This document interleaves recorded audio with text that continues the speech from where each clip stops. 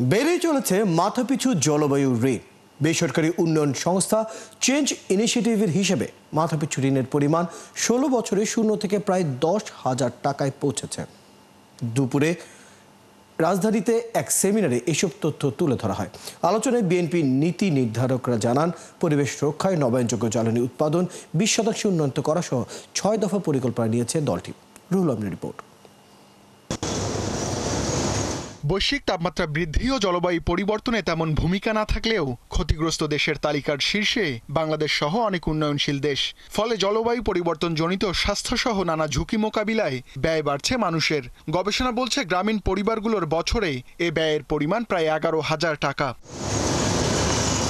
Change ইনিশিয়েটিভের গবেষণা বলছে, 2009 সালে জলবায়ু ঋণের পরিমাণ ছিল 0 টাকা, যা এখন প্রায় 10,000 টাকা।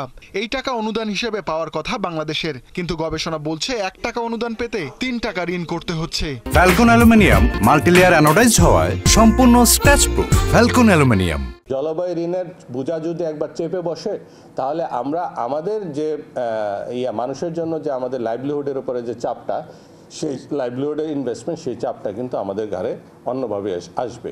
স্বল্পোন্নত থেকে উন্নয়নশীল দেশে উত্তরণ হলে অনুদান পাওয়া আরও কঠিন হবে। তাই এই চ্যালেঞ্জ মোকাবিলায় কার্বন কর আরোপ সহ উদ্ভাবনী পন্থায় মনোযোগ দেওয়ার পরামর্শ দেন অর্থনীতিবিদরা। কিভাবে নিজের পায়ে দাঁড়াবেন সেই চিন্তা করুন, শুধু ডোনেশন দিয়ে খুব বেশি দূর যাবেন না। গ্রান্টের কথা বলছেন, গ্রান্ট বন্ধ হয়ে যাবে, আপনারা জানেন, আমরাও জানি।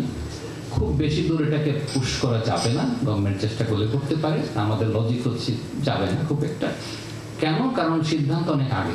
আলোচনায় জলবায়ু পরিবর্তনের প্রভাব রোধে সারা দেশে 25 কোটি গাছ রোপণ করা, 20,000 কিলোমিটার খাল নদী খনন করা, আধুনিক কৃষি পদ্ধতি প্রবর্তন ও বর্জ্য ব্যবস্থাপনায় জোর দেওয়ার কথা জানান বিএনপি চেয়ারপারসনের বিশেষ সহকারী।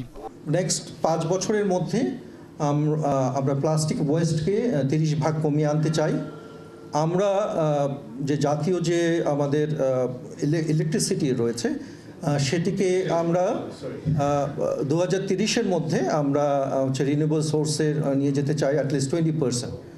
তো এই ধরনের ব্যবস্থার মাধ্যমে আমরা ক্লাইমেট চেঞ্জকে ট্যাকল করতে চাই এবং আমাদের অ্যাক্টিং চেয়ারম্যান তারেক রহমান এ বিষয়ে আমাদের গাইডলাইনও দিচ্ছেন। অনুদান নিশ্চিতে জলবায়ু কূটনীতিতে জোর দেওয়ার পরামর্শও দেন আলোচকরা।